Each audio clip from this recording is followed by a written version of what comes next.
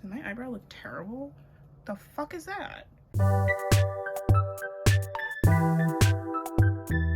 Hello and welcome back to my channel. It's been a minute. It's been a long time. I have been filming over the past like 5-6 months since I last posted on this channel. A lot actually, but I just hate editing so much that it's like difficult. The more complicated videos, it's really hard for me to film, edit, and upload them. It takes me like a really long time. And then I had this really horrible mishap with Final Cut Pro that was like incredibly heartbreaking. I had spent untold hours working on this video about colorism in reality TV dating shows, and I still might edit and upload it because, you know, I feel like it's always topical and I still have the footage on my phone. I lost all of the footage. Like, I forgot to save it in Final Cut, or I was like trying to teach myself Final Cut and I didn't know what I was doing, so it like the whole thing just disappeared. Oh, I was heartbroken. So I'm going to be talking about mostly like reading over the past year. So even if you're not super into makeup, if you wanted to click away as soon as I said the word makeup, I feel like there's going to be something for you in this video because I am mostly going to be talking about like books. So I'm just going to go ahead and get started. But if I'm looking over here, it's because my mirror is over here and this is what I'm using to put my makeup on. So without further ado, let's get into this video.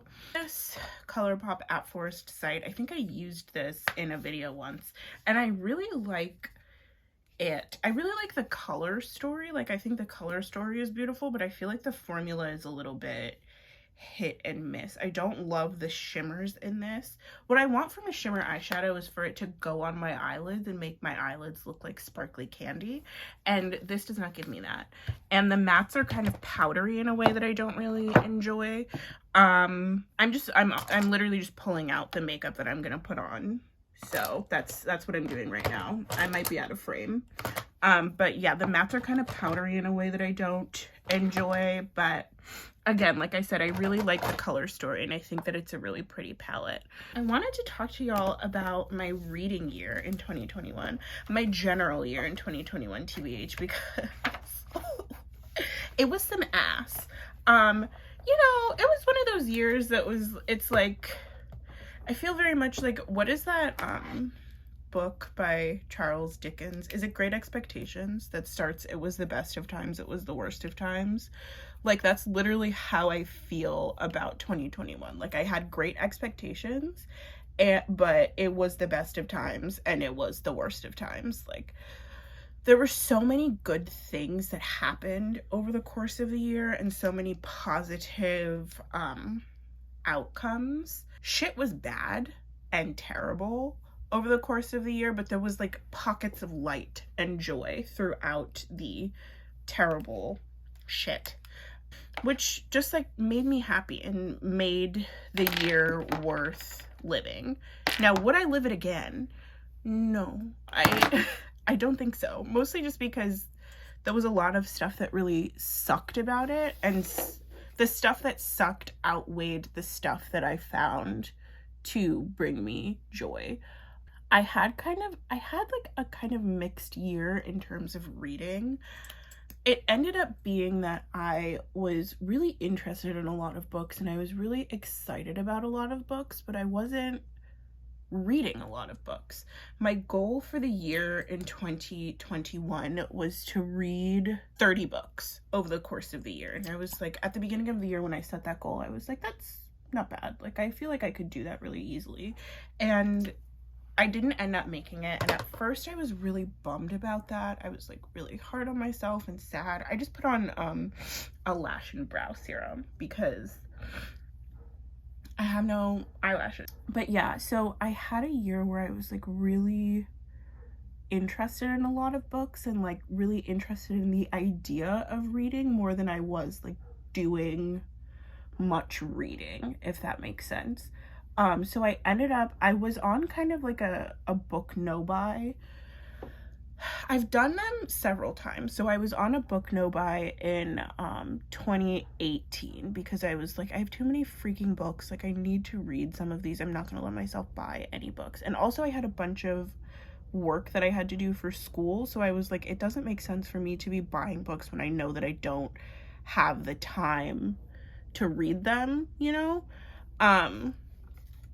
And so I was on a book no buy in 2018 and then again in 2020, just because, again, like the same situation of me being like, I don't have time to read, or me being like, I have all of these books that I would like to read in my house already. Why don't I just read them? 2021 came and I wasn't on my no buy anymore. And I went kind of ham sandwich when it came to buying books. Like,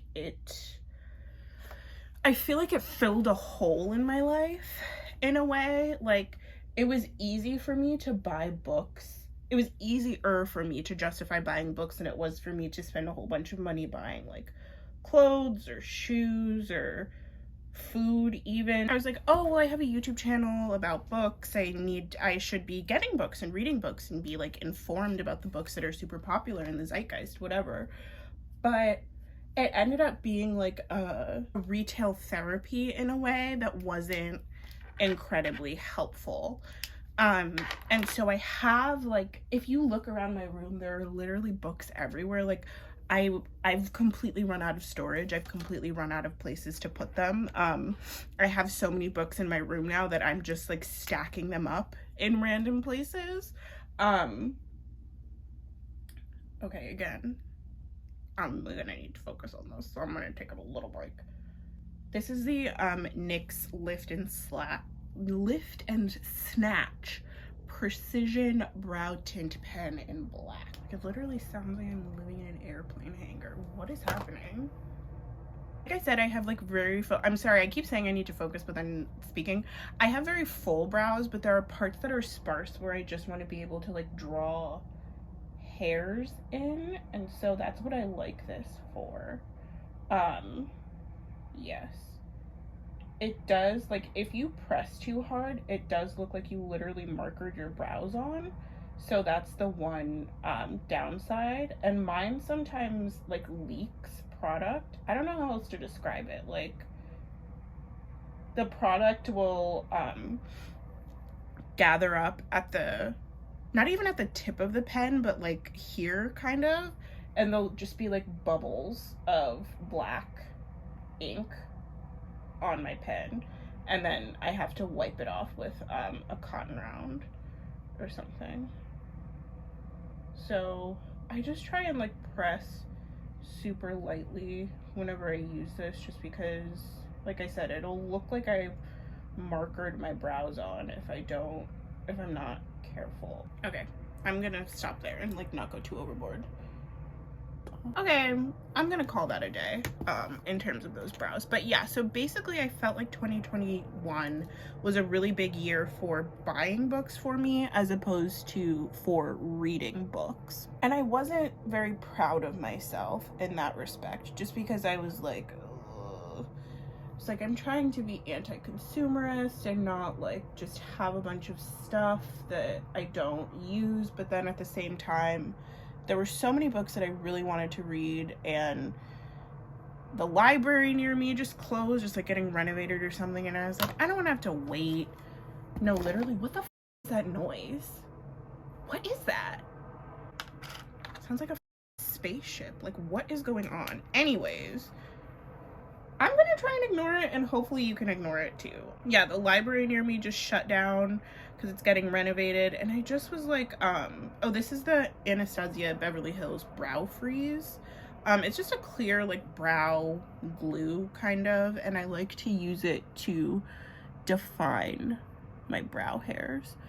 But yeah, so I was buying a lot of books. I wasn't reading a lot of books, especially I went through like a few reading ruts this year that I just made me kind of sad more than anything. Like, I found them more frustrating than I did anything else, because I was like, I want to be reading, I want to be like enriching my mind and my soul, but I simply cannot do it right now. Like, I could not focus for shit on anything other than like one thing at a time. And that's a journey that I've kind of been going on over the past couple of years, is me trying to figure out, like, I've always had really bad issues with focusing and like being able to pay attention to things and get things done when people need me to get things done. And then on the flip side, I've always been like a very organized, and like the way that my mind thinks, I'm really good at working puzzles out.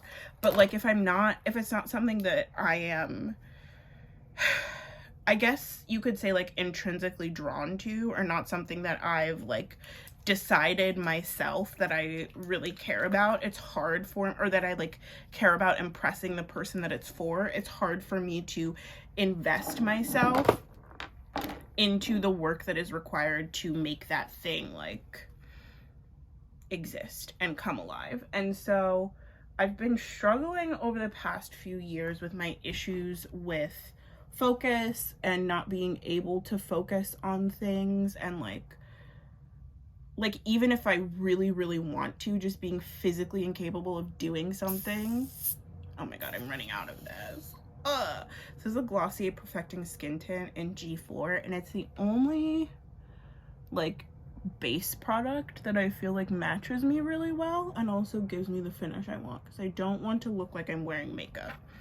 Just want it to look like my face is like that. Yeah, I've been on this journey over the past year trying to figure out like where my focus issues are coming from. Like there's this thing now, I feel like, where everyone on the internet thinks that they have ADHD, and like some people really legitimately do and some people don't. Like some people it's not a neurological thing, it's just like the way that they are. And I'm trying to figure out which category I fall into, so to speak, because I don't want to be medicated for something that isn't actually affecting me, but I also am like, there has to be something, because like I've just been really struggling with my focus. And I think it came at a point when like I especially noticed it when I was in college, of like I would try and do things because I knew I had them due, and I knew that like I needed to do them, but I like would get to a point where I literally physically could not force myself to do it. And I feel like I have been okay over the past year because I didn't really have that much stuff to do, you know, like I had I was like looking for a job, and that was pretty much most of my 2021, and then I got a job. But the thing I think that I replaced that anxiety or that like inability to focus with was reading. It started to feel like it was something that I had to do, not for me, but for somebody else. And I don't know who the somebody else is, because TBH, like, I love making YouTube videos. I find it really fun, but I don't feel like I don't make money from this, you know, so I don't feel some external pressure to continue to produce videos. I would like to make money from it someday. Like, that is definitely a goal of mine. But as it is right now, it's just like something that I do for myself and for my joy. And so I don't know what the external pressure was. Like, I don't know where it was coming from and why I was feeling that way. But I just really was feeling like I could not focus on books. I could not get through books because I don't know why. I don't know why. And it's the same thing with everything else that I struggle to focus on. Like, I don't know what the issue is. I don't know why I can't pay attention to things even when I really want to. And me and my partner literally sat down and made like a list of the attention issues that I have. Like, I suffer from time blindness so much. I literally cannot tell how long something is taking me or how long something is going to take me. I get lost in doing things. That's part of why I struggle so much with editing, honestly, is because it feels like it's taking 7 hours when it's only been 15 minutes. Like, I have no concept of time, really, and I struggle with spatial awareness. Like, I don't know my left from my right. I get distracted very easily, and not even like in a stereotypical ADHD way of like people treating it like they're squirrels or something. And like I just literally, like, when I am doing something, I will end up doing 87 other things.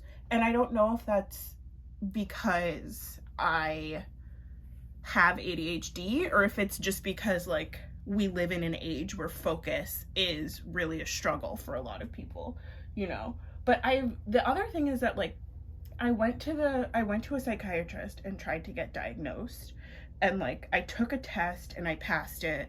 They were like, you probably don't have ADHD, like you're not in the range for people who have ADHD. And I was like, okay, then what the fuck is going on?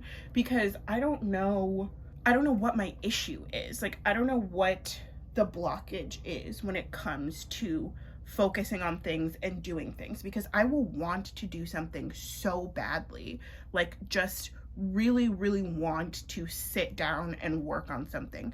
I've been wanting to write. I've been wanting to film, edit, and upload YouTube videos. I've been wanting to post on my blog and work on podcasts and start filming TikToks and all of these things that I really want to do. And like look up and I've been watching Law & Order for 8 hours, you know? And it's really frustrating to just feel like you're not in control, or to feel like I'm not in control of my own mind. Like my mind is in control of me.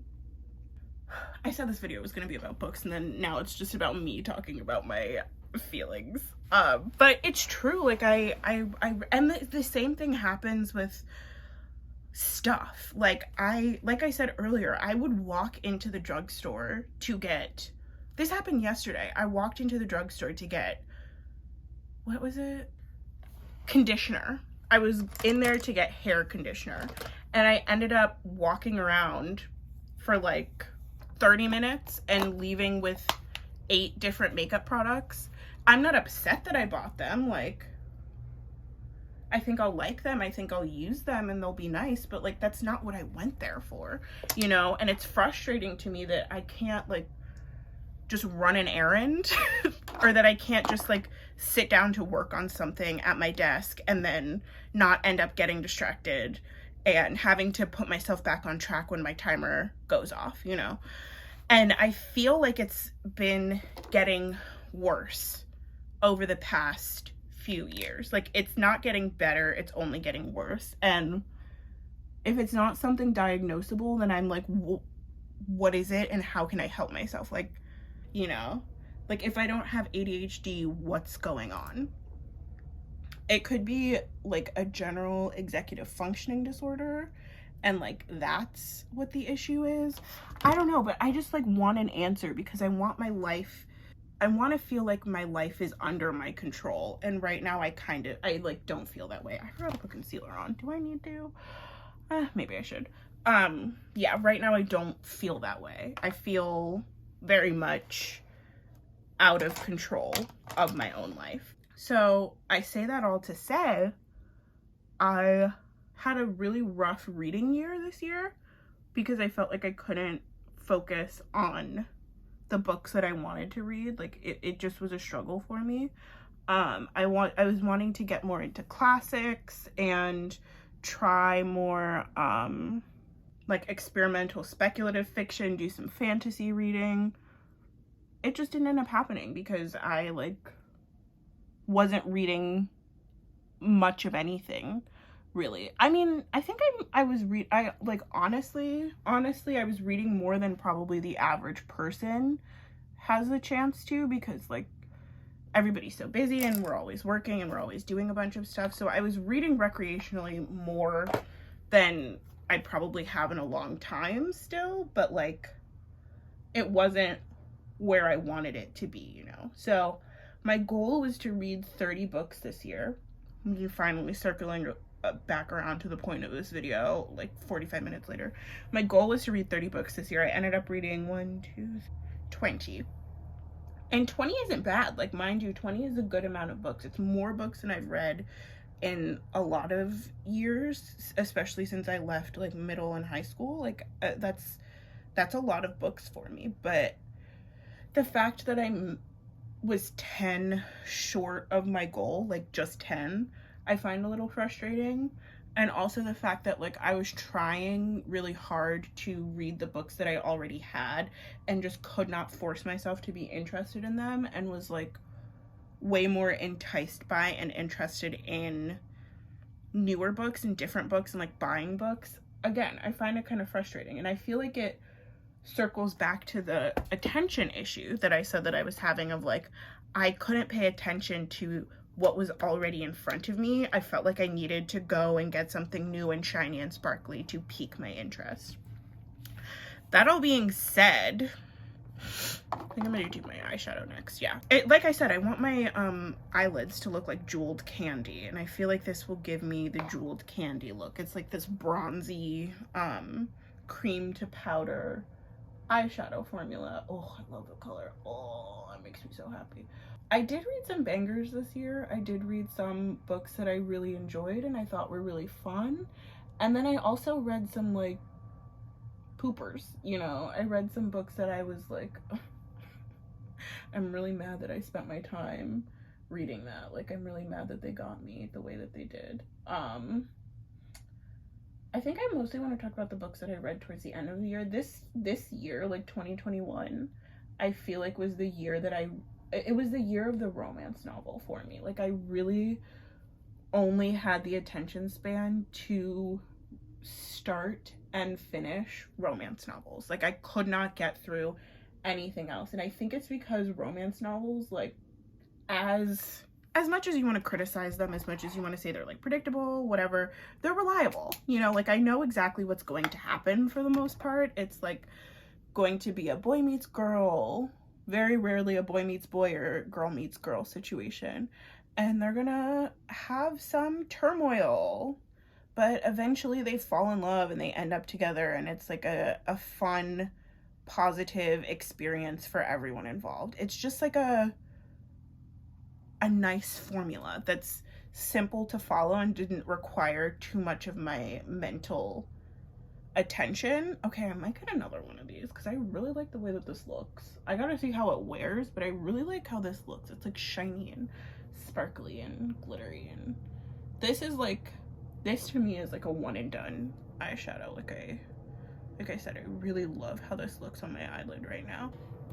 I like that romance novels are reliable, and yeah, this is the year. Oh my god, 2021 felt so fucking long, dude. Like, I cannot believe that this is the year that I read The Kiss Quotient for the first time. Like, I cannot, but I'm so into that book and I love that book so much now that I cannot believe that I read it and was obsessed with it and obsessed with Helen Huang in the same year, if that makes sense. Like, I read all 3 Kiss Quotient books this year. I read all 3 Brown Sisters books this year. I read the Ex Hex. I read One to Watch. I read When Katie Met Cassidy. So I just read like a bunch of romance novels this year, and I really enjoyed myself for the most part. The only one I will say that did not work for me at all was the Ex Hex. And I think it had been hyped on BookTube, I don't know if I imagined that. Like, I honestly might have, knowing myself and my track record with things, I honestly might have imagined that it was hyped on BookTube, but I felt like I heard a lot of people talking about it, and so I was like, oh, I love witchcraft and Halloween, I should pick this book up and see how I feel about it. Sorry, this is another thing that I need to focus on because I just want to make myself a little wing, but I want it to kind of blend in. This will probably be a fun book for me to read, but there was so much about it that just felt really undefined and underdeveloped, and I felt like the plot structure was kind of weird. It got out of they had me in the first half, is what I'll say, because the premise, give me a second.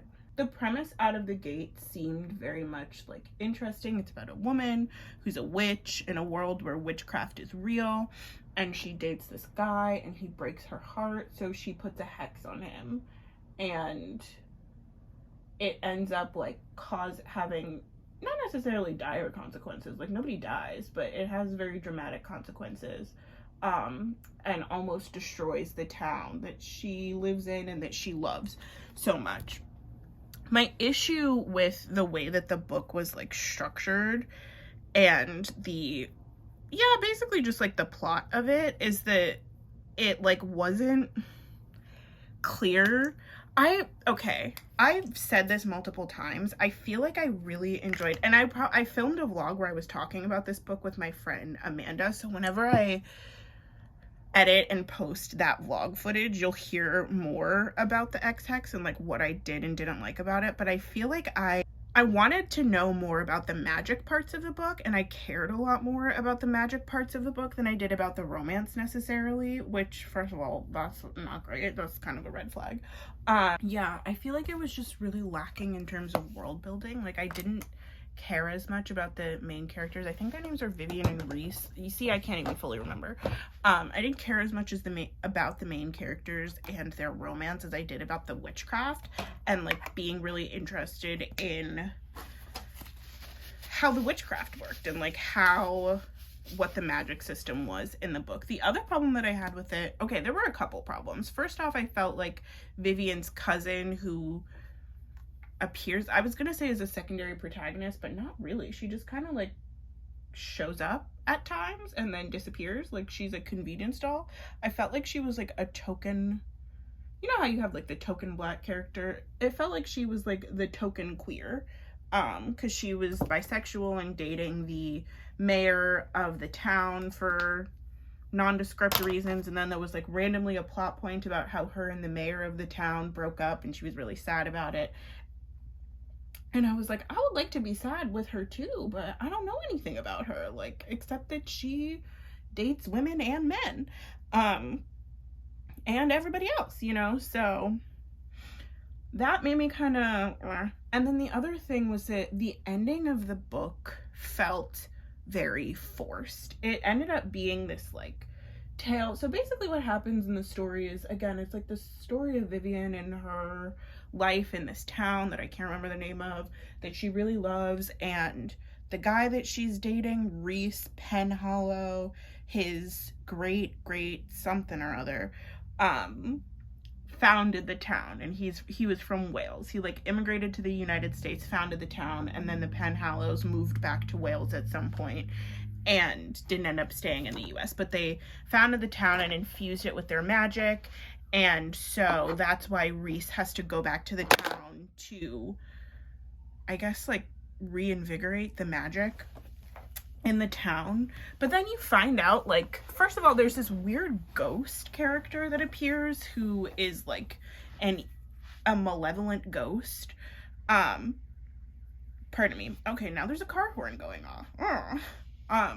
There's this weird ghost character who appears who's like this malevolent ghost who's trying to harm Reese because she hates him.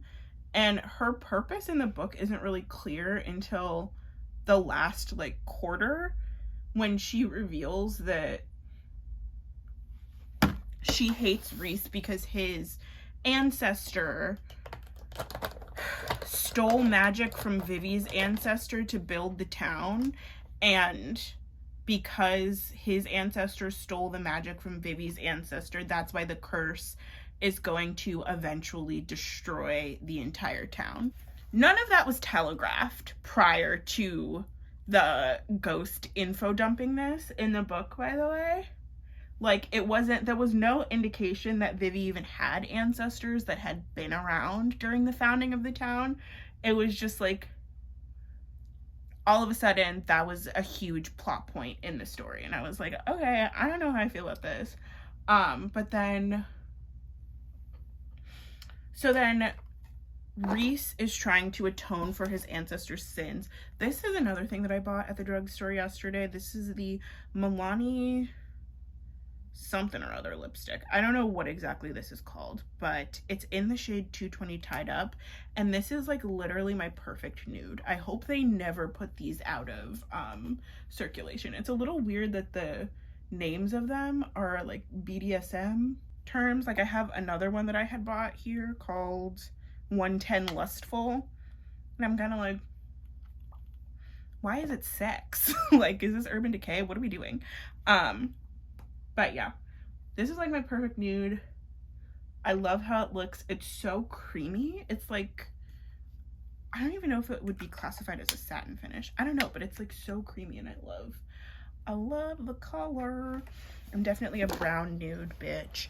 But yeah, so they have to save the town by basically calling on Vivi's ancestor's ghost and asking her if she will uncurse Reese. And then she's like, yeah. But then she's not allowed to for some reason that I can't remember. So Vivi and her cousin and her aunt have to go into a cave under the town and use their magic to replace the pen hollow magic to save the town. Whatever. I don't know. It just felt very like this, it felt like this very rushed, like feminist plot point at the end. Like all of a sudden the whole story was about how women are erased from history as opposed to being about these two people having sexy times. I was like, why are we having like this moral of the story at the end? And I'm 1000% positive if they make a movie adaptation of this, Vivi is going to be half black.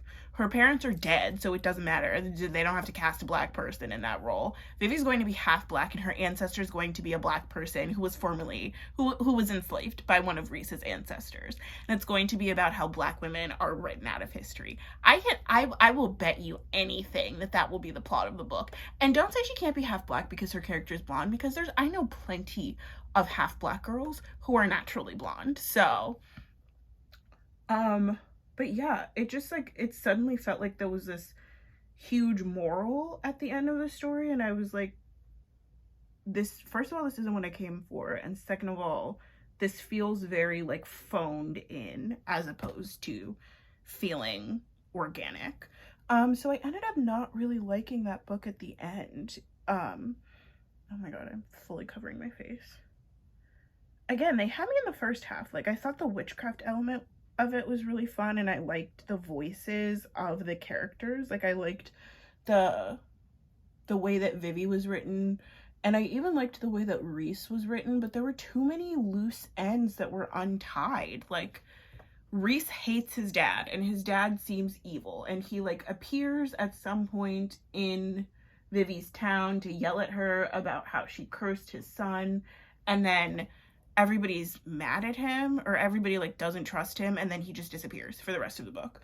And then in the end, they don't end up getting together. They like separate because Vivi thinks that Reese has to go back to Wales, and he doesn't just tell her that he doesn't want to go back to Wales anymore. He's like, oh no, she wants to break up with me. I won't communicate my desires to her. So he just like, they break up, and then there's an epilogue where they get back together. And I was like, this was fully unnecessary, first of all. And second of all, she could have just like made a sequel that is about them coming back together after they have realized that they're still in love with each other. So it wasn't for me. That was one romance book that really disappointed me at the end of the year. But I did manage to get an audiobook version of The Heart Principle. I did manage to get an audiobook version of The Heart Principle by Helen Huang.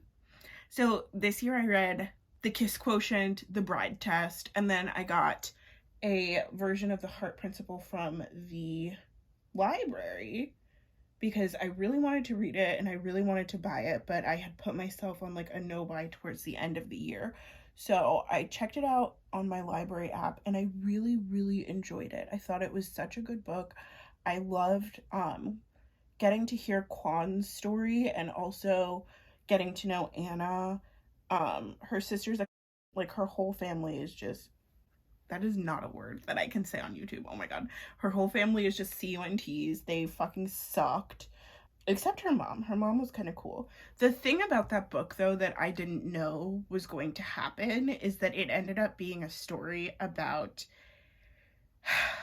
a girl, her older sister, and her mother having to take care of her slowly dying father and keep him alive even as he begs for the sweet release of death. And if you know anything about me, you know that hits a little too close to home. So I wasn't expecting that part of this story to really pop off the way that it did, but overall, I really enjoyed it. Like, I had so much fun reading it. I felt like the ending felt a little bit forced. Like, it was mostly told in summary rather than in scene, and I would have liked to have gotten a lot more scenes with Anna and Quan as their relationship developed. There's just like this part at the end where she's like, and then I wanted to kill myself. And I was like, how did we get here? Like, I don't know how we got from point A to point B. But then she like goes from being really depressed and suicidal to healing in a space of time that did not make a lot of sense for me. So that was the only thing that I kind of struggled with at the end of that book. But honestly, I really liked the theme of like being an artist and being worried about following up after a big success. Like, I feel like that was Helen Huang at the beginning of the book speaking through Anna. And because like the plot is that Anna goes viral on YouTube and then suddenly people are really interested in her. I think she plays violin in her violin career. And so she gets all this attention and she gets a record deal and she has all this stuff, but she can't perform. And there are people who have expectations on her. And as she's struggling with this, her fiance decides that he wants to go on a break and see other people and all of this stuff. But then by the end of the book, she's able to perform. And that theme really resonated with me. And her continued struggle throughout the book, like, it's not just fixed one day. She like has to deal with herself and learn who she is and figure out how she can continue to be the artist that she is, even though she has the attention that she has now. Or even like if you don't suddenly have a bunch of attention, if you're just like a person who creates art and you're like experiencing a blockage, I feel like it would really resonate with you. So I loved that book. I really enjoyed it, and I felt like it was a good way to close out the end of my year. But speaking of closing things out, I'm gonna end this video here before I end up talking way too much. I'm also done with my makeup. So yeah, this is going to be my first video back on YouTube. I'm promising myself that. I'm gonna work on editing it tomorrow. I've like blocked out time in my schedule to edit YouTube videos, so I'm going to work on editing it tomorrow and post it as soon as I possibly can. But if you've gotten to this part in the video, thank you so much for watching this. Let me know what you think about my makeup.